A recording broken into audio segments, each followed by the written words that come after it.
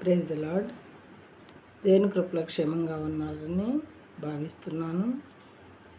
ఈరోజు కూడా కొన్ని వర్సెస్ మనం ధ్యానిద్దాము. Psalms chapter 96 verse 1 and 2. Sing to the Lord a new song. Sing to the Lord all the earth. Sing to the Lord, praise his name, proclaim his salvation day after day. In Telugu, యెహోవా మీద కొత్త కీర్తన పాడుడి, సర్వభూజనులారా యెహోవా మీద పాడుడి. యెహోవా మీద పాడుడి, ఆయన నామమును స్తుతించుడి, అనుదినము ఆయన రక్షణ స్వార్థను ప్రకటించుడి. God says these words to all the nation, all the earth, not single person, not to the single country.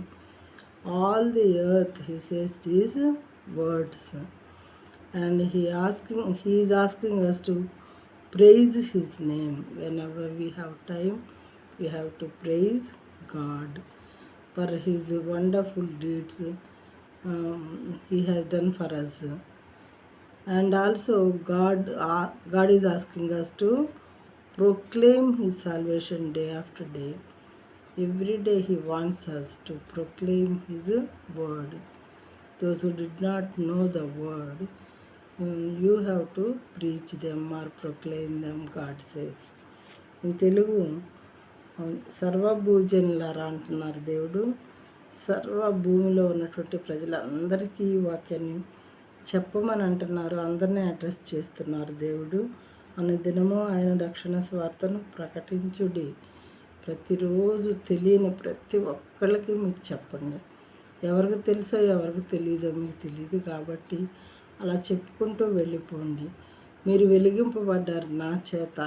చీకట్లో ఉన్న ప్రజలు కూడా వెలిగింపబడాలి. లేకపోతే ఈ సృష్టిలో ఉన్న ప్రతి ఒక్కళ్ళు నా బిడ్డలే కాబట్టి ఎవ్వరూ నరకానికి వెళ్ళటం నాకు ఇష్టం లేదు. కాబట్టి వాళ్ళు తిట్టినా ఏ చేసినా మరి ప్రతి ఒక్కళ్ళకి నా వాక్యాన్ని మీరు బోధించండి అని దేవుడు చెప్పారు. కాబట్టి ఆయన ఆజ్ఞకు శిరసావహించి దేవుని బిడ్డలైన వారు వాక్యాన్ని చెప్తూ వెళుతూ ఉన్నారు. కనుక దయచేసి వాళ్ళకి కీడు చేయటానికి ఎవరు కూడా ఆశించవద్దు ప్రియమైన వారులారా. ఎందుకంటే వాళ్ళకి కీడు చేస్తే దేవునికి చేసినట్లే. ఎందుకంటే ఆయన చెప్పారు కాబట్టి మాట వీళ్ళు చేస్తూ ఉన్నారు. లేకపోతే మనుషులు చాలా లేజీ అని చాలా సెల్ఫిష్.